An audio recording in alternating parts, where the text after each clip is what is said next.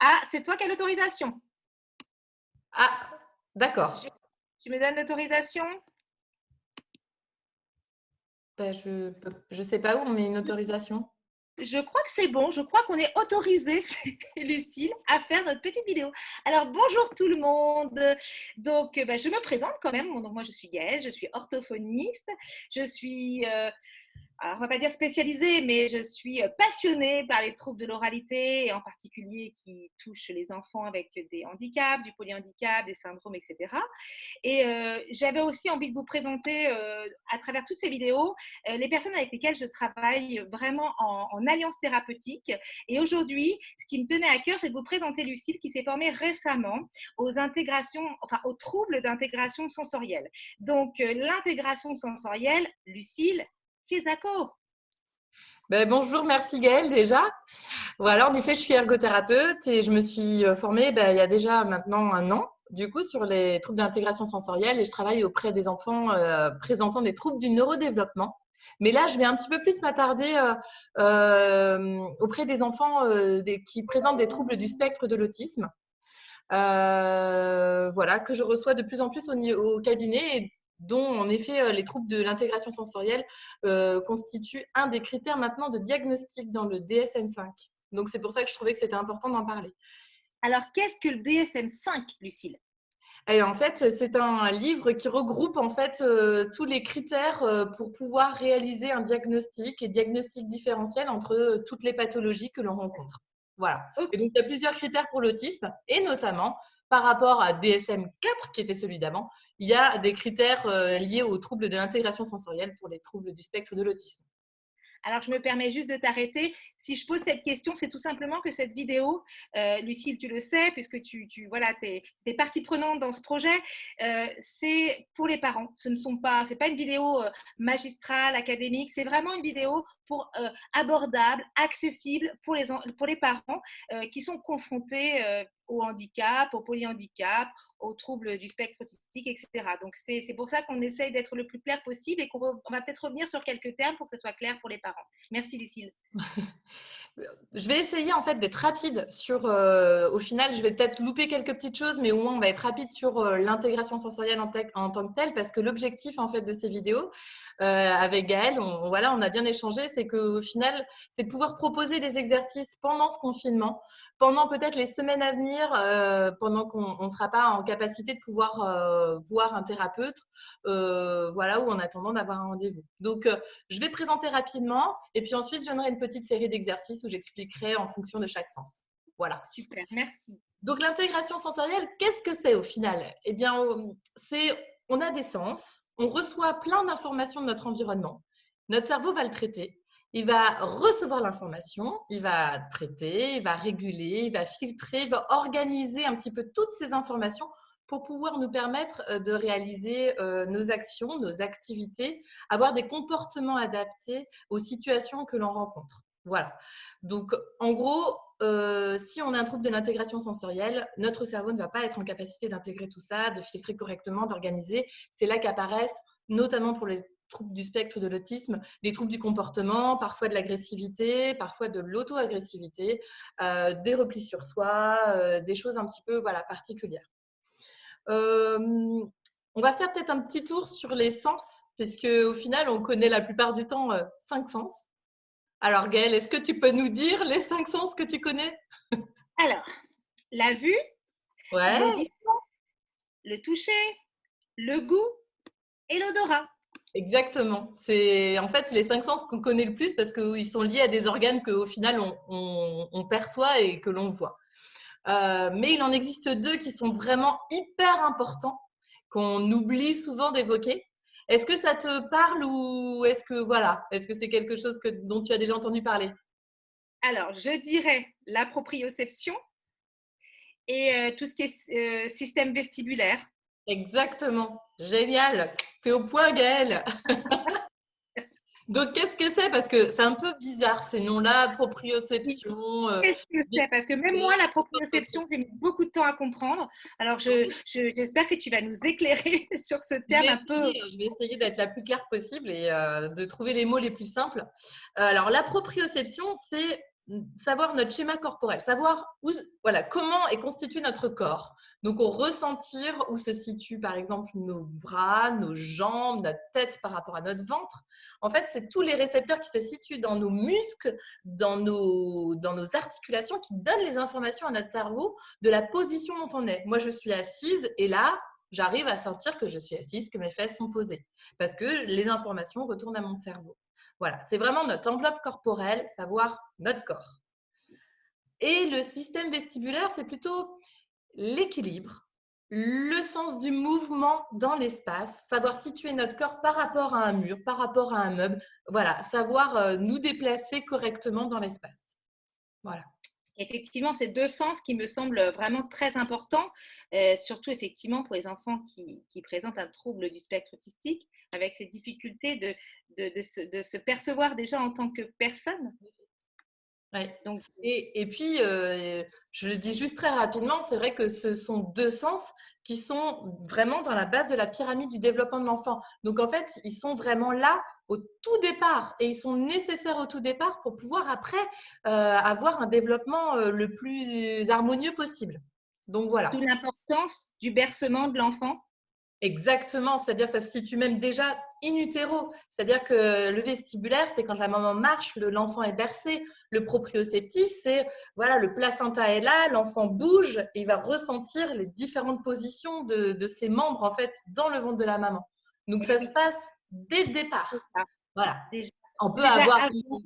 voilà, ça se passe vraiment au tout début et c'est vrai que c'est deux sens qu'on ne connaît pas beaucoup mais qu'il ne faut absolument pas négliger et oublier, avec le sens tactile aussi.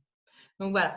Après, dans les troubles de l'intégration sensorielle, on a deux choses. Alors, on a un trouble qui s'appelle le trouble de la modulation, c'est-à-dire qu'on a le cerveau a des difficultés à gérer l'intensité de l'information reçue. C'est pour ça qu'on va avoir deux groupes d'enfants. Ah, Et souvent, alors on ça, a entendu parler d'enfants hyper sensibles. Et ça, d'ailleurs, on en rencontre aussi personnellement, hein, des enfants hypersensibles, il y en a énormément. oui, bien sûr. Mais les Voilà. enfants tout venant aussi, hein, les enfants tout venant, sans Oui, forcément avoir. oui, oui, tout à fait, exactement. Là, on s'était un peu plus spécialisé, mais du coup, et des enfants hyposensibles. Alors, les enfants hypersensibles, ils vont avoir besoin de très, très, très peu d'informations pour pouvoir être déjà envahis d'informations. Et ils vont les recevoir de façon tellement forte qu'ils ne vont pas savoir les trier quand on a un trouble de l'intégration sensorielle et de la modulation. Ils ne vont pas savoir les trier correctement. Ce sont souvent des enfants qui vont être plutôt en repli sur eux-mêmes, qui parfois vont avoir des troubles du comportement avec agressivité parce qu'ils vont se sentir agressés eux-mêmes par des bruits normaux qu'ils vont percevoir comme vraiment dangereux. Et du coup, ce sont des enfants qui sont plutôt en retrait, qui sont plutôt lents, qui vont vraiment faire les choses avec beaucoup voilà, d'appréhension. Donc, on a plutôt ce type d'enfants. Et on a des enfants hyposensibles pour qui il va falloir un maximum de stimulation pour provoquer une réaction. Donc, c'est des enfants, si vous les appelez et qu'ils ne vous regardent pas, par exemple, qu'ils ont le dos tourné, alors vous me direz, il y en a beaucoup des enfants comme ça, mais ils ne vont pas entendre. Ils ne vont pas Oui. entendre. Ils vont avoir besoin d'une double stimulation ou même d'une main sur l'épaule pour pouvoir vraiment être dans quelque chose de plus fort. Voilà. De Et stimulation. Ok. la plupart du temps, je dirais la plupart du temps, parce qu'il ne faut pas faire des généralités, mais la plupart du temps, ce sont des enfants qui sont en recherche de stimulation. Donc, qui vont être beaucoup en mouvement, qui vont faire du bruit pour s'autostimuler, qui vont bouger, voilà, c'est des enfants qui ne passent pas trop inaperçus, en fait. Mais alors, du coup, ça me fait penser à quelque chose, mais ces enfants qui sont toujours en autostimulation, par rapport à des stéréotypies, est-ce qu'il faut quand même les laisser dans ces autostimulations? Parce que quelque part, ils ont besoin de ça aussi. Alors, pour C'est la les enfants, grande question. Et oui, alors, ils ont besoin de ça. Donc, c'est important de ne pas les bloquer là-dedans. Par contre, ils ont besoin de cadre et d'organisation. d'accord. C'est-à-dire Ça, c'est qu'on doit important. leur Ok. donner, voilà, on doit leur donner un moment adapté pour faire leur stéréotypie et leur apprendre que certaines stéréotypies doivent se faire dans des conditions particulières, dans des moments particuliers. Et que dans d'autres moments, par exemple, quand on est à table, on apprend à avoir d'autres comportements. C'est long, c'est complexe. Alors parfois, quand on est à table, où il faut avoir un moment où on est très concentré, il faut leur donner au niveau vestibulaire et proprioceptif juste avant. C'est-à-dire, je vais C'est vous ça. donner des exercices Courir un peu à faire. avant, c'est ça.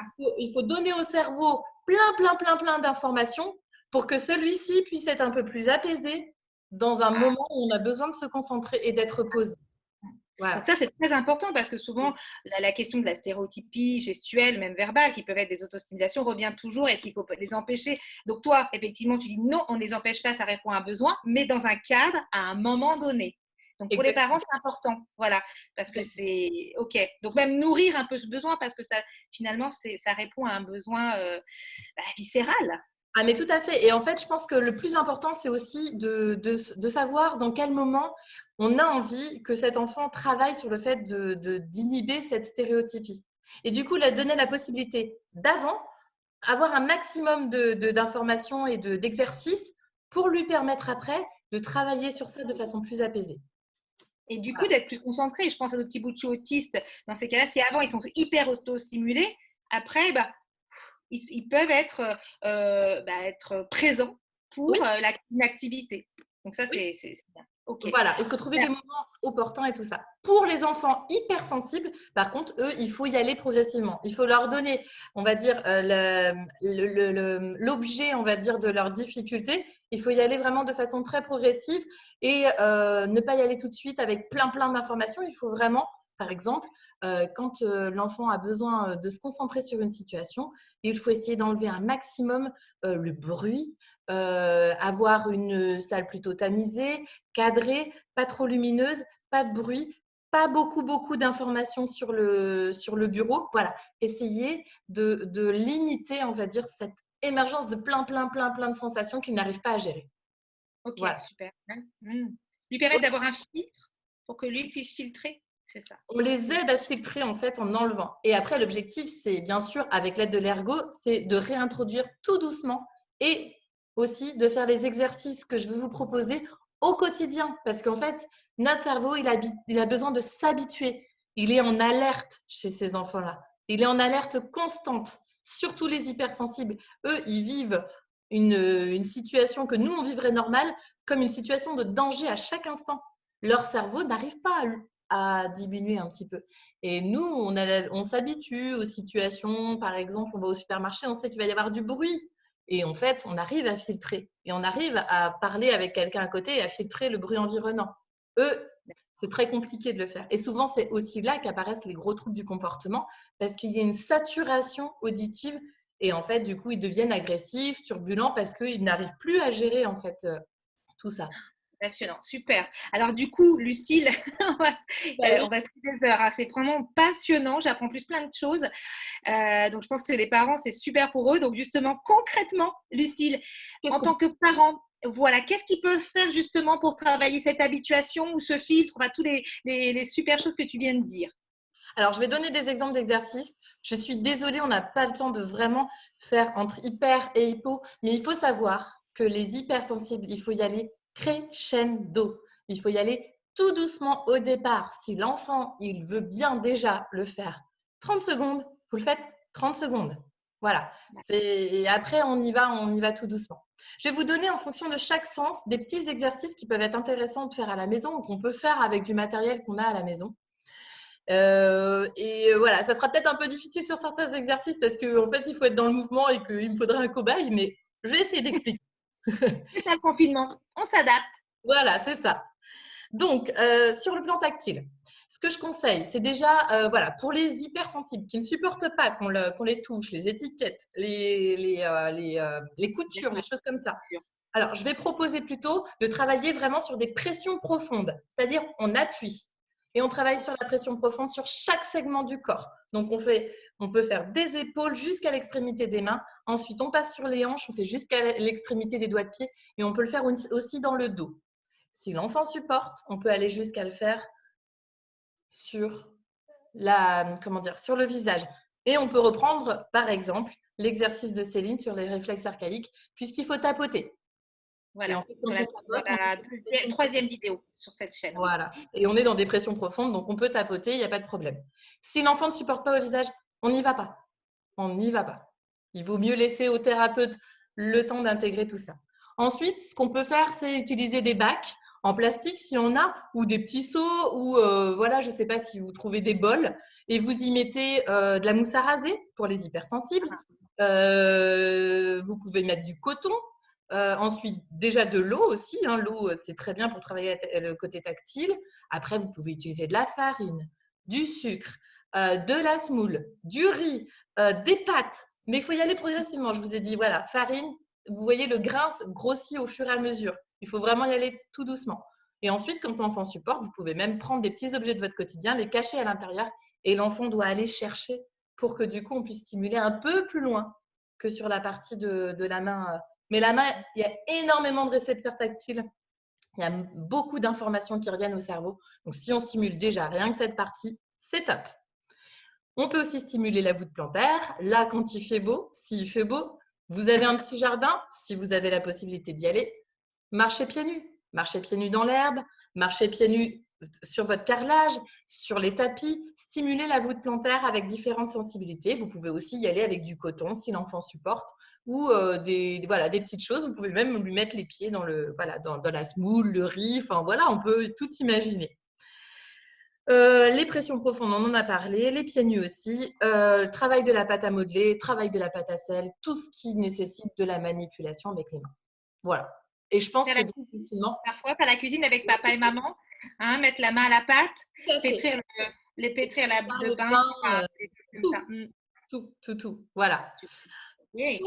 Sur le plan visuel, c'est parfois un peu plus compliqué. Alors, les enfants qui sont hypersensibles sur le plan visuel, déjà, moi, je vais vous conseiller d'éviter, quand il y a beaucoup de soleil, plutôt diminuer en fait la luminosité en baissant vos volets, ou d'avoir dans sa chambre au moins un endroit de repli où quand il se sent saturé, il peut au moins aller dans un endroit où il se sent plus en sécurité avec moins de lumière. On peut l'inviter à toucher différents objets, à regarder certaines lumières. On a souvent une petite veilleuse ou des petites choses comme ça. Donc voilà, inciter l'enfant à pouvoir les regarder. On peut jouer à des jeux d'exploration parce qu'on est aussi sur le visuel, on n'est pas que sur de la lumière. Des jeux de recherche d'objets. Et donc, dans une pièce, est-ce que tu peux me retrouver où se situe la lampe? Et on y va, on essaye de trouver des choses, des objets de plus en plus petits pour que l'œil puisse travailler de mieux en mieux. Et après, on peut même aller, si vous avez, sur des petits livres, Où est Charlie, des choses comme ça. J'allais te le dire, où est Charlie, tout ça, ouais. C'est top, ces petites choses-là. Ah Bon, bah oui. même sur les ordinateurs, je dirais que maintenant, on trouve, ou même sur les tablettes, des applications où on peut rechercher. Voilà, il faut déjà être assez bon. Mais Oui, si parce que votre ça demande quand même une concentration et une attention énorme. Les énorme. Donc, enfants qui ont un trouble du spectre de l'autisme, ça leur demande énormément. Voilà. ouais. Si l'enfant n'est pas en capacité de comprendre ou d'aller chercher, on peut le stimuler avec différentes couleurs. On peut faire avec la pâte à sel, justement. On peut, on peut faire de la peinture, peindre en jaune, peindre en vert, peindre en bleu. On va être sur des stimulations visuelles différentes. Sur de l'auditif, on peut, si vous mangez des petits yaourts, vous pouvez les remplir de différents ingrédients. Donc là, vous pouvez mettre aussi de la semoule, du sable, des choses comme ça. Et vous pouvez vous créer un petit loto sonore où en fait, il faut avoir des doublons et réussir à trouver en faisant, voilà, en s'adaptant et en trouvant. On peut faire des maracas avec des ballons de baudruche qu'on remplit avec différentes petites choses. Tu L'objectif, sais, les petites boules de Kinder, dans les Kinder surprises. tout Alors, à je ne fait. devrais pas faire de pub, hein, mais à l'intérieur, les petites boules jaunes, là, je trouve ça Ouais, assez dangereux d'ailleurs. Bref, vous les fermez bien, vous mettez à l'intérieur du sable et c'est c'est vrai que ça. ça peut faire aussi des petites choses. Petite maracas, on peut voilà, aussi prendre deux petites baguettes de bois et taper comme un petit tambourin. Enfin, l'objectif, c'est d'aller dans cette stimulation-là. Écouter de la musique, chanter aussi. Le chant est vraiment, vraiment une très, très bonne stimulation. Sur le plan proprioceptif, alors sur le plan du goût, je ne vais pas forcément aller m'attarder là-dessus parce que je pense que ça ne va pas forcément me concerner d'aller dire exactement quel aliment elle commençait par quoi. Voilà. Je laisserai peut-être ça plus du côté orthophonique. Je sais juste qu'au niveau des troubles de l'oralité, c'est forcément en lien avec l'intégration sensorielle parce qu'on a beaucoup de tactile et les enfants hypersensibles vont pas supporter d'avoir ne serait-ce que des petits morceaux en fait dans leur alimentation. Voilà. Et donc, L'importance de la main, hein, c'est ce que je disais dans une autre vidéo. C'est pour ça que moi, je vais pas, ça m'arrive de même pas aller toucher la bouche pour travailler l'oralité. Tellement le travail au préalable est à faire avec la main au service de la bouche, et là, tu l'as super bien expliqué. Là, c'est tout ce que c'est oui, ça reprend. l'illustration de la vidéo que j'ai fait. C'est génial parce que, et j'ai envie de dire, quelquefois, l'oralité arrive, mais qu'à la fin. On est presque dans de la motricité fine, on est dans quelque chose de vachement plus fin. Ben oui, mais en fait, à partir du moment où on acquiert une motricité fine, parce qu'au niveau tactile, on est bon, on a discriminé. Discriminer, c'est savoir faire la différence entre deux petites choses. Et le loto, par exemple, auditif, est une discrimination au niveau auditif, par exemple. Savoir faire des comparaisons entre deux sons. C'est discriminer, ça s'appelle. Eh bien, on fait pareil au niveau de la main. Par exemple, vous pouvez même faire un loto tactile, c'est-à-dire fermer les yeux ou mettre quelque chose, et puis retrouver le même objet. Hein. Ça aussi, c'est… Et à partir du moment où on discrimine bien au niveau de la main, il y aura une meilleure discrimination. Voilà. Forcément, En fait, le travail au niveau cérébral se fait. bien Donc sûr. après, ce qui est valable pour la main va être valable pour la bouche, va être Et valable oui, pour les pieds. Voilà, on débroussaille en fait. exactement. Mais ce travail-là, il est super. Moi, c'est un travail que je préconise Ben, souvent aux ouais, orthoptistes. c'est clair. Et c'est vrai que ta vidéo, la main au service de la bouche, c'est top. C'est top. Voilà, c'est la base. Et en plus, pour les parents, c'est très rassurant parce que c'est des choses qu'ils peuvent faire et qu'ils font certainement déjà à la maison. Oui. Donc, continuez. Voilà, il faut, C'est pas simple d'aller dans c'est la des choses. bouche des fois. Des fois, les enfants, ils veulent pas du tout qu'on aille dans leur bouche. Donc, si on peut travailler par ce biais-là, Et ensuite, oui, tout doucement, on arrivera à rentrer là. Et voilà, on aura un accès. Voilà. Donc, au niveau gustatif, c'est vrai que si on peut travailler le tactile pour que derrière, on puisse après, par la suite, aller au moins déjà stimuler sur les lèvres et ensuite en tactile, du coup, à l'intérieur, au niveau des gencives. Mais ça, peut-être le laisser aux professionnels dans un premier temps et se faire guider par la suite. Mais allez-y, à fond sur la main. après, je ne sais pas si tu vas en parler parce que du coup, je pense que la vidéo va être trop longue, mais les odeurs, c'est quelque chose que tu peux aussi très certainement travailler en intégration sensorielle, faire venir tout ce qui est épices, alors évidemment pas trop, des épices pas trop, Pas trop comment trop dire, fort, mais ça, c'est pas pareil. trop fort, On bien peut sûr, mais créer dire, un auto des odeurs. On et peut je dis le aux parents souvent, même pendant le repas, faites sentir les choses, faites sentir ce que vous cuisinez, mettez votre enfant même dans la cuisine pendant que vous cuisinez. Et là, ça fait stimuler des choses. Ça fait, mettre une toute petite goutte sur la bouche, l'odeur et le goût en parallèle, en fait, pour que on- tout se fasse. voilà, Mais c'est vrai que le loto des odeurs, les choses comme ça, les épices, c'est top. Après, avec beaucoup de recul, mais certaines huiles essentielles peuvent parfois, mais je dis vraiment, faites attention parce que les huiles essentielles, il faut vraiment faire très attention. Mais certaines huiles essentielles ou certaines odeurs, la menthe, des choses comme ouais.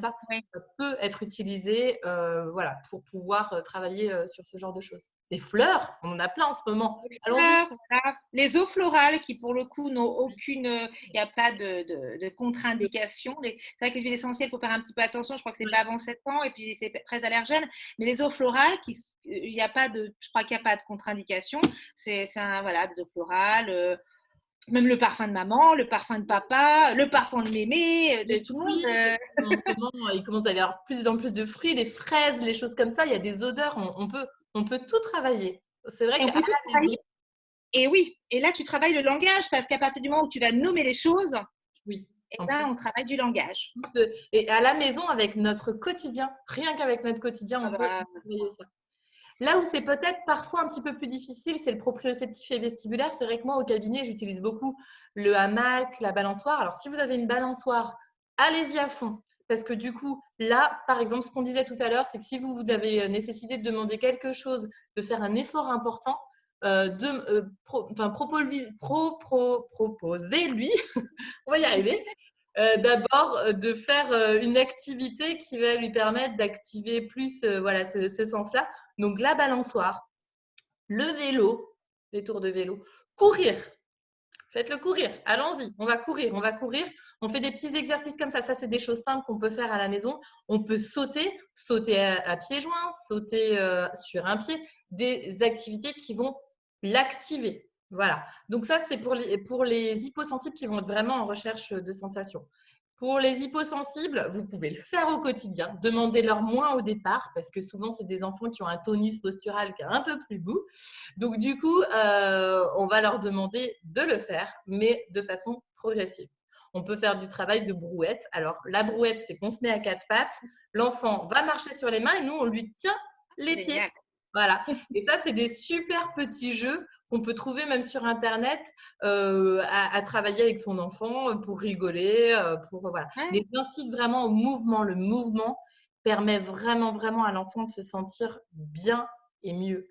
Ah ben oui, le Et quand mouvement. l'enfant est envahi, je vous propose une chose aussi qui peut l'aider à se recentrer sur lui-même. C'est un coin cachette, un coin où il va être bien et seul, et trouver quelque chose peut-être d'assez lourd. Si vous avez une couette, si vous avez une couverture un petit peu lourde, si vous lui mettez sur les épaules, qu'il puisse se sentir recentré sur lui-même. Ça va travailler au niveau proprioceptif et ça stimule l'apaisement. Sinon, vous, vous faites des pressions en fait au niveau des épaules ou alors vous lui faites un gros câlin serré s'il accepte pour travailler sur cet apaisement-là parce que le cerveau reçoit quelque chose de plus Oui, calmant. c'est Donc ça. voilà, après on peut faire des roulades, on peut faire plein de choses. L'objectif c'est le mouvement et ça, s'il y a bien quelque chose à faire au quotidien, c'est faites bouger votre enfant, faites-le courir, faites faire du vélo et surtout, avant de lui demander quelque chose, il doit faire un effort. Si vous avez des trampolines aussi, faites-le sauter. Et même je te coupe, mais un enfant qui est empêché de, donc polyhandicapé ou handicapé, le mouvement aussi. Le Alors là, mouvement, ça dans c'est ces important je suis aussi. d'accord avec, et je suis tout à fait d'accord avec toi. On Bouger pour lui. peut fournir. Bouger pour lui. Oui, ça c'est très important. On voit trop d'enfants qui ne bougent pas assez. Alors c'est vrai, ils ne peuvent pas. Mais dans ces cas-là, si eux ne peuvent pas le faire, il faut qu'on le fasse pour lui. C'est très important. Donc là, ce n'est pas l'objet de la vidéo. Hein, Non, mais on peut prendre, mais si on a un enfant petit, on peut le prendre dans les bras et sauter avec. Vous sautez, vous faites juste des sauts. Et là, on va travailler le vestibulaire linéaire. On peut le balancer, le enfin le balancement, balancer, bah, faire des mouvements on de peut le balancier. bercer. On peut le On va balancer, le bercer. mais on fait des On sait mouvements qu'on- balanciers. C'est Voilà. le balancement. Hein, c'est le balancement. Voilà. Et on peut faire des rotations. Alors, les parents vont moins le gérer, mais ça, c'est quelque chose qui est normal. Si vous tournez, vous allez rapidement vous arrêter. Mais rien que ces petites rotations vont aider énormément au niveau cérébral de votre enfant. Donc, Et quand voilà, on peut chanter en même temps, c'est encore mieux. c'est clair parce qu'on active deux choses en même temps. Quand on arrive à cumuler deux sens et que tout est bien intégré, c'est là où on va pouvoir évoluer et que le cerveau aussi va pouvoir évoluer vers d'autres apprentissages. Voilà. Donc voilà des petits exemples. Après, c'est pas Non, non, mais exhaustif. Il y a encore plein de c'est choses, vraiment passionnant. C'est passionnant et c'est vraiment à la portée des parents. Bon, par contre, c'est important que les parents ne se mettent pas la pression. Comme je dis, la non, rate au courbouillon. Les choses, vous les faites comme vous pouvez, comme vous les sentez. Et comme je disais à chaque fois, c'est vrai que je le dis à chaque fois, à chaque vidéo, les 3 R, on le fait régulièrement, en répétant et en rythmant. C'est pas en faisant 2 heures une journée et plus rien pendant une semaine. Ça sert à rien. Mais vous faites 5 minutes quelque chose, 3 minutes par jour. Le fait que ça soit fait régulièrement, euh, répéter régulièrement et dans un rythme, c'est ça qui fait que ça va se corticaliser. Et c'est ça qui est important. Donc, un petit peu chaque jour. Chaque jour suffit sa peine. Et faites comme vous pouvez. Et puis, ne vous jugez pas. Et dans la bienveillance absolue. Merci infiniment, Lucille. C'était super. merci. Je pense qu'on a fait une trop grande vidéo, mais c'est pas grave. On va la passer quand même. Je pense que ça ferait même l'objet d'une autre. Voilà, il y a plein de choses à raconter. Enfin, merci beaucoup, Merci, Lucille. Ed. Et prenez tous bien soin de vous et à très vite avec une autre vidéo, j'espère. Prenez soin Merci de vous. à tous mes Au collègues, ils sont revoir. extraordinaires.